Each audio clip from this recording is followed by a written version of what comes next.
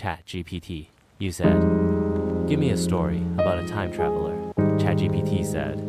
The paradox of Elias Voss. Elias Voss had spent years perfecting his machine. Hidden in a basement filled with blueprints, humming wires, and glowing coils, he prepared for the ultimate experiment time travel. He wasn't doing it for adventure. He had a mission.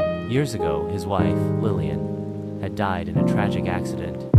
If he could go back, just a few minutes before that fateful moment, he could change everything. Strapping into the machine, Elias set the coordinates.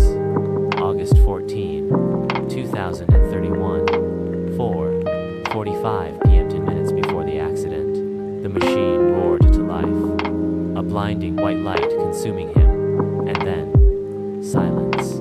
He opened his eyes. He was standing in his own home, just as it had been that day. Through the window, he could see Lillian walking toward the street, a red scarf trailing in the wind. The same moment, she would be hit by the runaway car. He rushed outside, heart pounding. "Lillian!" he shouted. She turned, surprised. "Elias, you're supposed to be at work."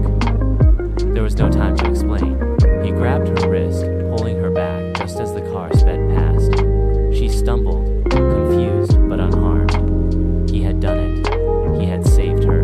Relief washed over him until he turned and saw someone standing across the street. Himself, a second Elias Voss, looking just as shocked. The second Elias suddenly clutched his head in agony. His body flickered as if he were being erased. The timeline was collapsing. The moment he had changed the past, the version of himself who had been desperate to save Lillian had never existed. The Elias who had built the machine, who had taken this journey, was now a paradox.